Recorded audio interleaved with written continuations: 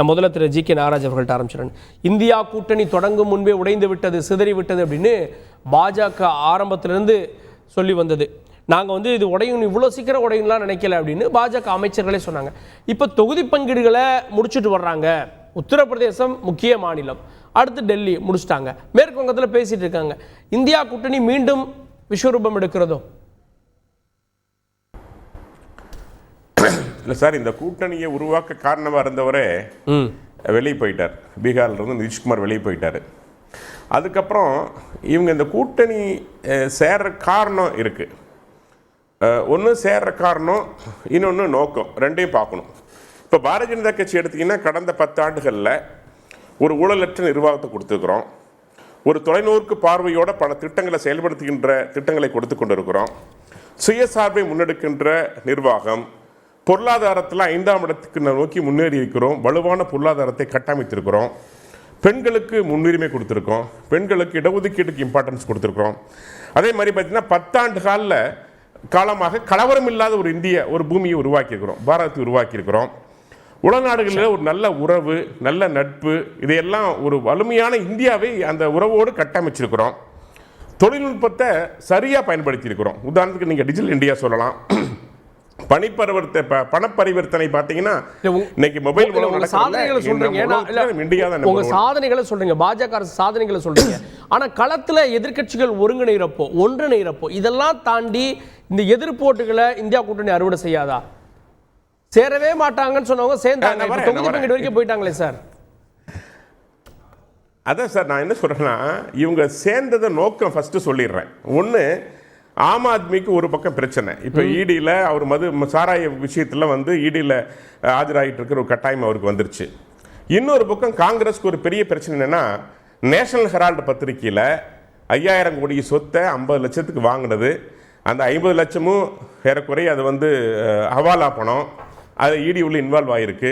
ஏறக்குறைய அதில் தண்டனைங்கிறது மோரல்லஸ் கன்ஃபார்ம் ஆயிடுச்சு. இவங்க பண்ண ஊழல்கள்லாம் ஒவ்வொன்றா வெளியே ஆரம்பிச்சிச்சு எல்லாத்துக்கும், இந்த கூட்டணி கட்சி எல்லாத்துக்குமே. இப்போ அந்த ப்ரெஷரில் இவங்க வேற வழி இல்லாமல் ஒன்று சேர வேண்டிய ஒரு கட்டாயம். இது பொருந்தாத கூட்டணி. ஒன்று நோக்கம் தப்பு. இவங்க நோக்கம் என்ன சொல்கிறாங்க? முதல்ல மோடிஜியை எதிர்க்கிறோம். என்ன காரணத்துக்கு எதிர்க்கிறோம்? காரணம் சொல்லலை. திடீர்னு சாதிவாரி கணக்கெடுப்புனாங்க, என்னென்னமோ புது புது கதையெல்லாம் அவங்க சொன்னாங்க.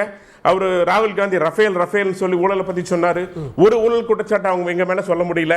இதையெல்லாம் அவங்க சொல்லி பார்த்துட்டு வேற வழி இல்லாமல் இப்போ பாசிபிளான்னு யோசிச்சு பாருங்க. நீங்க மேற்கு வங்காளத்தில் கம்யூனிஸ்ட் ஏற்று வெளியே வந்தவங்க மம்தா அவர்கள் இன்னைக்கு கடுமையாக போராடி அவங்க ஆட்சி அமைச்சிருக்கிறாங்க.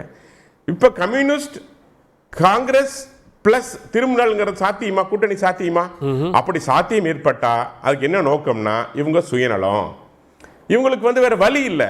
தமிழ்நாட்டில் திமுகவும் அண்ணா திமுகவும் கூட்டணி வச்சா எப்படியோ அது மாதிரி அங்க மேற்கு வங்காளத்தில் நீங்க சொல்லலாம். ஆக இவங்க கூட்டணிங்கிறது நோக்கமற்றது.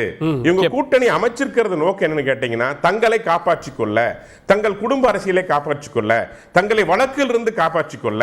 இதுதான வழிய இந்தியாவை பற்றிய தொலைநோக்கு பார்வையோ, இந்தியாவை பற்றி ஒரு நல்ல ஒரு வியூகமோ ஒரு வளர்ச்சியை கொடுக்க போறதுனால மக்களுக்கு தெரியும் இவங்க கூட்டணி ஏன் அமைச்சிருக்காங்கன்னு. அடுத்தது நான் வந்துடுறேன். இப்போ அவங்க யூபியில் நீங்க சொன்னீங்க நாங்க கட்டமைச்சிட்டோங்கிற மாதிரி அவங்க சொல்லிட்டு இருக்காங்க. யூபியில் கொடுத்துருக்க 17 இடங்கள் எவ்வளவு % ஓட்டு இருக்கு காங்கிரஸுக்கு? 1%, 2% உள்ள இடம். நான் உதாரணத்துக்கு 2 இடம் சொல்றேன். அமோரான ஒரு இடம். அங்க ஏற்கனவே யூபியில் 17 சீட் கொடுத்தல, அங்க பிஜேபியோட ப்ரிடிக்ஷன் எவ்வளவு வரும்? ப்ரிடிக்ஷன் பார்த்தீங்கன்னா 46%, காங்கிரஸ்க்கு வெறும் 1%. அதே மாதிரி காசியாபாத்ல 61.93% ஆஃப் ப்ரிடிக்ஷன் இருக்கு பிஜேபி ஓட்டு, காங்கிரஸ்க்கு வெறும் 7.34. இது மாதிரி இடத்தை தான் 17 இடங்கள்ல சமாஜ்வாதியோட இணையிறப்போ ஒரு போட்டியை கொடுக்க முடியும்ல சார். வெறும் ஒன்றை மட்டும் தனியா பார்க்க கூடாது சார். நீங்கள் 63% ஓட்டு, 55% ஓட்டு, இதெல்லாம் ஏற்கனவே இவங்கெல்லாம் படுதோல்வி அடைஞ்சது. இன்னைக்கு இருக்கிற நிலைமையில இவங்களுடைய செயல்பாடு, இவங்களுடைய திட்டங்கள் கடந்த 10 ஆண்டு காலத்தில் நம்முடைய யூபியில் டபுள் இன்ஜினா செயல்பட்டு கொண்டிருக்கின்ற அரசு, பல நலத்திட்டங்கள், பல்வேறு இன்னைக்கு மாற்றங்கள், இதையெல்லாம் பார்க்குறப்போ நிச்சயமாக இவர்கள் கொள்கையை கணக்கு வைக்கிறப்ப மக்கள் அவ்வளவு முட்டாள்கள் கிடையாது. இந்த பர்சன்டேஜ் பாருங்க, இது ப்ரெடிக்ஷன். இப்ப நான் சொல்றேன் இதை. அதனால இவங்களை பொறுத்த வரைக்கும் ஆம் ஆத்மியோட கூட்டணி ஆகட்டும். ஏன்னா குஜராத் எடுத்துக்கு உதாரணம் சொல்றேன். குஜராத்தில் ஆம் ஆத்மி எதுக்கு வந்திருக்காங்க? காங்கிரஸ் காலி பண்ணிட்டு ஆம் ஆத்மி டெவலப் ஆகி வராங்க. அங்க எப்படி சாத்தியம்? ஆம் ஆத்மியும் காங்கிரஸும் பஞ்சாப்க்கு வாங்க. பஞ்சாப்ல ஏற்கனவே இவங்க ஆம் ஆத்மி ஆட்சியில் இருக்காங்க, அதிகாரத்தில் இருக்கிறாங்க. அங்க எப்படி அவங்க காங்கிரஸ் விட்டு தருவாங்க? இது பொருந்தாத கூட்டணிங்க. இது வேணா சொல்லிக்கலாம், இவங்களுக்குள்ள கட்டமைக்கலாம், இவங்களுக்குள்ள சமாதானப்பட்டுக்கலாம், ஆனால் மக்கள் ஏற்க மாட்டார்கள். ஓகே, கேட்கணும் திரு ராஜீவ்காந்தி அவர்கள்ட்ட. இது கொள்கையற்ற கூட்டணி, மோடி எதிர்ப்புன்ற ஒரு புள்ளியில சேர்ந்திருக்கீங்க. என்ன கொள்கை ரீதியான எதிர்ப்பு இருந்தா தானே இதை கொண்டு போக முடியும். இப்போதைக்கு தற்காலிகமாக அமைக்கப்பட்ட ஒரு கூட்டணி எப்படி தேர்தலில் பலன் கொடுக்குன்னு கேட்கிறார் சார். மோடி எதிர்ப்பு தான் எங்களுடைய பிரதான கொள்கை. ஏனென்றால் மோடி எதிர்ப்பே இந்தியாவுடைய ஜனநாயகத்தை பாதுகாக்கும், இந்தியாவுடைய மதச்சார்பின்மையை பாதுகாக்கும், இந்தியாவுடைய வேற்றுமை ஒற்றுமையை பாதுகாக்கும், இந்தியாவுடைய பல்வெளி மொழிவழி தேசியங்களை பாதுகாக்கும், இந்தியாவின் அடையாளமாக இருக்கக்கூடிய மதம் பண்பாடை பாதுகாக்கும் என்று நம்புகிறோம். ஏனென்றால் இதையெல்லாம் சிதைத்தவர் மோடி. தனிமனித மோடியாக வளர்ந்து இந்தியாவுடைய முகத்தை சிதைத்தார். எனவே மோடியை வீழ்த்த வேண்டும் என்பது நாங்கள் உறுதியா இருக்கோம். அந்த நாகராஜன் அவர்கள் சொன்னாங்க எந்த கொள்கையும் இல்லை. ஆமா, மோடியை வீழ்த்துவது என்பதுதான் எங்க கொள்கை. ஏன்னா கடந்த கால வரலாறுகள் எங்களுக்கு அப்படி பாடங்களை சொல்லி கொடுத்தது.